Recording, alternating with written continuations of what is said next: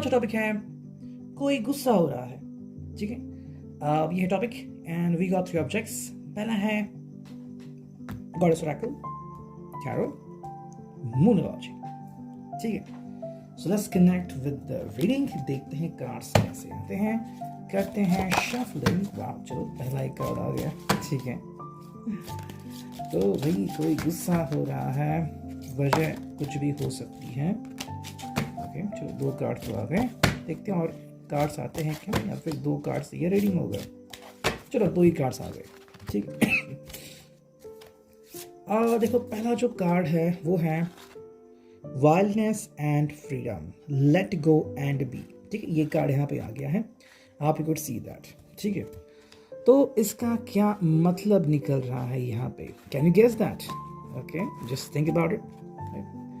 देखो ये जो कार्ड है यहाँ पे, as you can see, wildness and freedom, let go and be, इसका सिंपल मतलब होता है कि भाई कभी कभी हमें, यानी कि जो भी पर्सन भी गुस्सा कर रहा है, फ्रीडम की जरूरत होती है।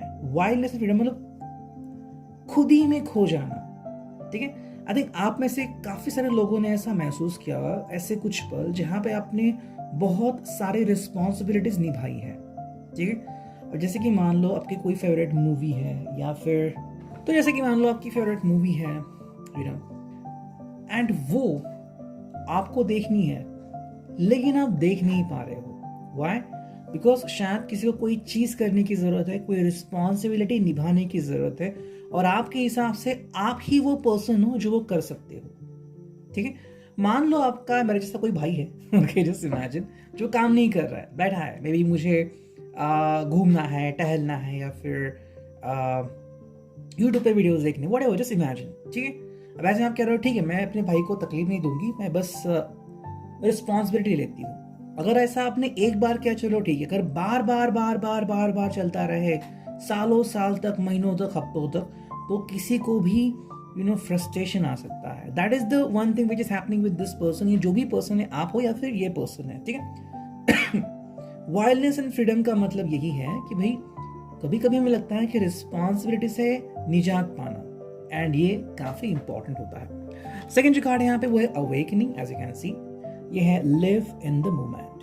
ओके, ये बहुत ही बेहतरीन कार्ड है, इसको बिल्कुल भी लाइटली मत लेना। ठीक है, अब ये अगर किसी और के बारे में है, शायद वो पर्सन आपसे बहुत अच्छी तरीके से जुड़ा हुआ है, तो भी आप इसको अंडरस्टैंड कर सकते हो, ताकि आपको अंडरस्टैंड करने में काफी आसानी हो, उस पर्सन को अंडरस्टैंड करने में कि उसके ऊपर क्या गुजर रही है। ठीक है, देखो अवेकनिंग का मतलब है लिव इन द मोमेंट। कई बार क्या होता है ना, लिव इन द मोमेंट में जीते ही नहीं। आपको ऐसे कई सारे लोग मिलेंगे, मोस्टली कुछ अंकल हो गए, या फिर कुछ ऐसे लोग जो कहते हैं कि भाई हमारे जमाने में ऐसा होता था, वो इस जमाने में जी ही नहीं रहे। ठीक है, या फिर जो मैंने आई थिंक एक बार डिस्कस किया था कि मेरे आई थिंक स्टडी में एक स्टोरी थी जहाँ पे एक लड़की थी, एंड वो अपना माँ का इतना ख्याल रख रही थी कि लोगों को बुरा लग रहा था कि अगर इसकी माँ को कुछ हो जाए तो क्या होगा इसका। अनफॉर्चुनेटली उसकी माँ की डेथ हो जाती है, एंड वो इतनी मतलब टेंस हो जाती है कि वो उसका दिमाग, उसको ट्रॉमा ना हो इसलिए वो सब भूल ही जाती है, यू नो। और जो कहते हैं ना शॉर्ट टर्म मेमोरी लॉस, या फिर जिसे हम कहते हैं एमनीशिया, वो होता है। एंड शी इज लाइक कि हाँ माँ तो अभी आएगी हॉस्पिटल से, अभी तो गई है, उसको बाकी कुछ पता नहीं बीच में क्या हुआ, ये क्यों हुआ, एंड वो क्या हो रही है, अभी नॉस्टैल्जिया में जी रही है कि ये ऐसा होगा, क्या ऐसा रियल में है, नहीं है, तो उससे क्या होती है तकलीफ। सिमिलरली ऐसा ये पर्सन है, इसको लिव इन द मोमेंट में जीने की जरूरत है। देखो आपका मोमेंट चाहे अच्छा हो बुरा हो, फिर भी आप एक तो स्माइल कर सकते हो। आई नो चीजें काफी हार्ड हो सकती हैं, आई नो, मैंने भी जिंदगी देखी है, अभी तक यहाँ पे पहुंचा हूँ तो हंसते हंसते नहीं पहुंचा हूँ, कई बार रोया हूँ, कई बार तकलीफ में था, कई बार गुस्सा भी किया हूँ, भगवान से भी झगड़ा हूँ फॉर इन्फॉर्मेशन। तो होता है यार ऐसा जिंदगी में, लेकिन लिव इन द मोमेंट में जीना काफी इंपॉर्टेंट है। देखो पहली बात, अगर आपको लग रहा है कि आपके ऊपर बंदिशें लग रही है, जब आपको एक्चुअली में समझ में आया कि ये मेरी रियलिटी है, तो आप भागोगे नहीं बल्कि झगड़ोगे उससे। किसी को तो जिंदगी कहते हैं, है ना, झगड़ा करो, जो भी पर्सन को तकलीफ दे रहा है उससे बहस करो, ये आपकी दुनिया है, किसी और को कोई हक नहीं है आपकी दुनिया तबाह करने का। ठीक है, तो इस तरह से आप उस पर्सन को भी हेल्प कर सकते हो, एंड उसको अंडरस्टैंड कर सकते हो। अगर आपके जिंदगी में ऐसा कुछ हो रहा है तो आप खुद को भी हील कर सकते हो। ठीक है, अब देखते हैं टैरो, सॉरी, मुझे बस बातें करते वक्त मतलब अभी जब रीडिंग करो तभी खांसी आती है, वरना नहीं खांसी आती, ठीक है। That is happening, I don't know why, ठीक है। अब दिन में मैंने इतनी बातें की, कुछ नहीं हुआ मुझे, अभी पता नहीं क्यों कैसे खांसी हो रही है, ठीक है। ये कार्ड वहीं पे था तो हम वो भी कार्ड लेंगे, ठीक है। अब सिर्फ 2 मतलब 3 ही कार्ड आ चुके हैं, चलो तो ये 2 कार्ड और आ गए, ठीक। एक्सक्यूज मी, ओके, तो देखते हैं क्या है रीडिंग, ठीक है। चलो आप यू कुड सी दैट। देखो पहला जो कार्ड है वो है 6 ऑफ सॉर्ड्स, ठीक है। देखो 6 ऑफ सॉर्ड्स यानी कि जेमिनी, लिब्रा, एक्वेरियस, मिथुन राशि, तुला राशि एंड कुंभ राशि, ठीक है। अब ये एयर साइन है, ठीक है। ये 6 ऑफ सॉर्ड है यानी कि कहीं पे जाने का मन करता है या फिर कहीं पे छोड़ने का मन करता है किसी को, है ना। देखो ऐसे कुछ रिश्ते बन जाते हैं, जैसे मैंने थिंक एक पोस्ट भी डाली है कि कुछ रिश्ते ना तो छूट जाते हैं ना ही साथ चलते हैं, और ऐसा होता है, आपको भी ऐसा हुआ होगा।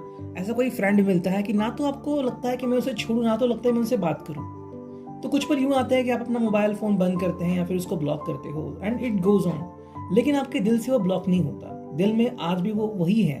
हालांकि वो बदल चुका है, वो बहुत बदला है, मे बी बहुत अमीर हो गया या फिर बहुत अय्याश हो गया, लेकिन आज भी आपके दिल में वही फ्रेंड है जो पहले आपके साथ कहीं पे था। तो ये कहीं ना कहीं चल रहा है कि भाई मैं उसको अकेला छोड़ दूं। This could be going on because of that ये पर्सन काफी गुस्सा हो रहा है। गुस्सा होने की वजह समझ में आ गई, ठीक है। अब सेकंड देखते हैं नाइट ऑफ पेंटिकल्स, जो कि है टॉरस, वर्गो, कैप्रिकॉर्न, वृषभ, कन्या एंड मकर राशि, ठीक है। नाइट ऑफ पेंटिकल्स में क्या होता है कि इंसान को लगता है कि भाई मैं ही क्यों सब करूं, ठीक है। कहते हैं ना अर्थ साइन ही है, तो अर्थ साइन के लिए क्या इंपॉर्टेंट होता है, अर्थली कंडीशन को याद रखना, ठीक है। अर्थली कनेक्शन क्या होता है कि भाई हमेशा पैर जमीन पे रखना। अब जो जेमिनी, लिब्रा, एक्वेरियस है वो बड़ी बड़ी डींगे हाँकते हैं कि वो एयर साइन है, ऐसे ये जो अर्थ साइन है वो हमेशा जमीन पे ही कदम रखते हैं, ठीक है। लेकिन क्या होता है इसमें प्रॉब्लम, मैं ही क्यों हमेशा ये करूं, मैं ही क्यों सेटलमेंट करूं, मैं ही क्यों उनको समझूं। एक दिन ऐसा आता है जब इनको बहुत तकलीफ होती है क्योंकि उन्होंने इतना किया होता है ना। ऐसे तुम कहते हैं कि माओ को बोलने का हक होता है because they have done so much for us, है। लेते हैं नेक्स्ट कार्ड क्या है, जो कि 5 ऑफ पेंटिकल्स, अगेन पेंटिकल्स आ गया लेकिन ये है 5 ऑफ पेंटिकल्स। तो इनकी जिंदगी मिजरेबल हो चुकी है, आप समझे या ना समझे, जाने या ना जाने, लेकिन इनकी जिंदगी एक्चुअली में ऐसे हो गई जहां पे इनको जरूरत है किसी के हक की, किसी को अंडरस्टैंडिंग की, ठीक है। मान लो कि ये कोई बहुत अच्छा सिंगर है तो इनको बस चाहिए कि भाई कोई तो आ जाए जिसने कहा कि भाई आप बहुत अच्छा अच्छे गाते हो। अगर किसी ने भी नहीं, जैसे कि आई अपील टू यू, जितने भी लोग आपने इंडियन आइडल्स में देखे हैं या फिर जो सिंगर अभी तक आपने सुने हैं, क्या उतने ही सिंगर है भारत में और कोई नहीं है? क्या बोलते हैं आप, है या नहीं, या फिर मतलब सब खत्म ही हो गए? What do you think? तो ये कहीं ना कहीं उनके दिल में कि भाई कोई तो अप्रिशिएट करो, क्या ये गलत बात है? नेक्स्ट कार्ड है वो 9 of wands, waiting waiting and waiting. Actually passion का कार्ड होता है लेकिन ये क्या है, 9 ऑफ वॉन्ड्स। 9 का मतलब क्या है, यहाँ पे वेटिंग का कार्ड होता है, ठीक है। एक सर्कल बनता है, 9 रिंग्स जिसे हम बोल सकते हैं, घूमना, घूमते रहना, घूमते रहना, ठीक है। तो ये पर्सन उस चक्रव्यूह में अटका हुआ है, ना तो यहाँ से बाहर निकलता, मतलब आज भी अगर वो आपके बारे में सोचता रहता है। कई बार आपको ऐसा जीवन साथी मिलता है जो आपको हमेशा बचाता है, लेकिन कितनी बार करेगा ये? तो आपका गुस्सा है अपने ऊपर ही निकाल रहा है, ठीक है। एंड जो फाइनल कार्ड यहाँ पे आ चुका है वो 5 of wands. As you can see, आपको लग रहा है कि भाई ये तो काफी आसान जिंदगी, बिल्कुल नहीं। 5 ऑफ वॉन्ड्स से पर्सन झगड़ रहा है आपके लिए या फिर अपने हित के लिए, अपने हक के लिए, और झगड़ना हर एक को अच्छा नहीं लगता, ठीक है। And that is a truly thing, ठीक है। अब मेरी बात बता दूँ तो भाई we had a neighbour, I think 2-3 neighbour हैं जो एक्चुअली बहुत झगड़ा करते हैं, फिर भी मैंने हमेशा चुप्पी साधी वगैरह शांत रहा। But I have cats and उनको शायद प्रॉब्लम थी कैट्स को, एंड उन्होंने कैट पकड़ने वाले को भेजा। मेरे को इतना गुस्सा आ गया, मैंने डायरेक्ट उनकी कंप्लेंट कर दी। अब से वो नेबर पूरा शांत है। तो यू जस्ट इमेजिन, तब जब मेरा गुस्सा जो फूट गया, यू कांट इवन अंडरस्टैंड, ठीक है। तो इस तरह से ये पर्सन अभी जूझ रहा है हालात से, यू हैव टू अंडरस्टैंड कि कितनी डेप्थ से कर रहा है, ओके। अब देखते हैं थर्ड एंड फाइनल, जो कि है न्यूमरोलॉजी, ठीक है। देखते हैं यहाँ से क्या रीडिंग आती है, ओके। चलो, यस, 1 2 3 4, बस 5 कार्ड आ गए। ठीक है, देखते हैं चलो क्या रीडिंग आती है। Here we go. देखो पहला जो कार्ड है भाई, conclusions are within reach, full moon eclipse. ठीक है, ये फुल मून भी है और इक्लिप्स भी है, तो ग्रहण है यहाँ पे। Conclusions are within reach मतलब देखो ये पर्सन जो है वो मतलब एक निष्कर्ष तक पहुंच चुका है कि भाई हाँ ऐसा ही है, ऐसा होगा, ऐसा करना उचित होगा। ज़रूरी नहीं ये सच है या फिर यही सच है जो इसको दिखता है, लेकिन कुछ ना कुछ इस हालात से मैच होता होगा। सेकेंड जो कार्ड है वो है it's time to take action, new moon in Aries.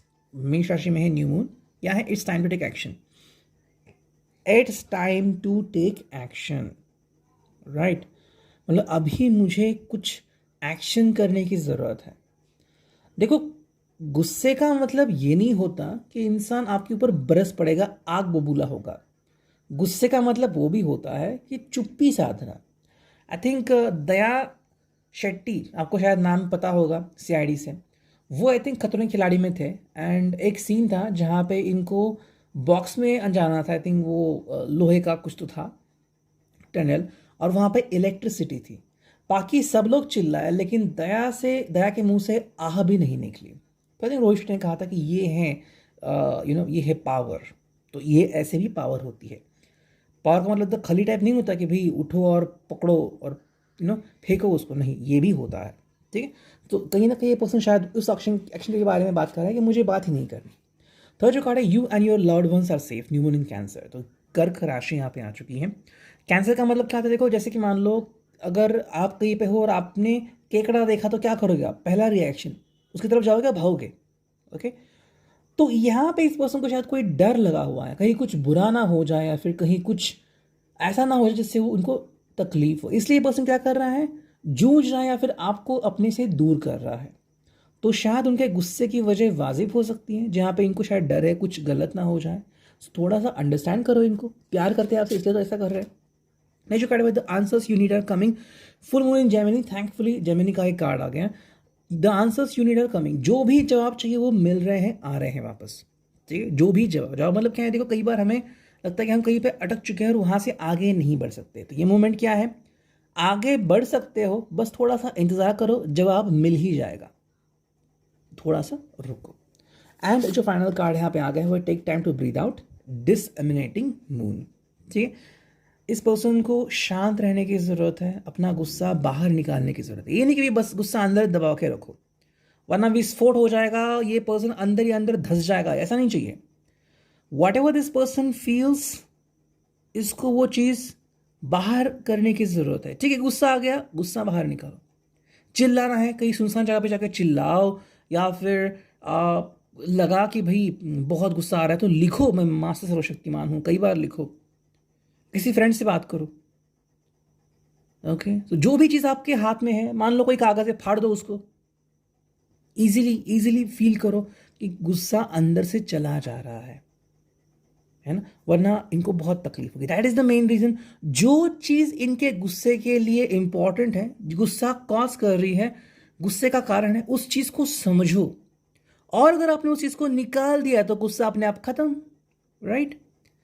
तो ये चीज़ें बहुत इंपॉर्टेंट है, छोटी होती है लेकिन तब हमें याद नहीं रहती।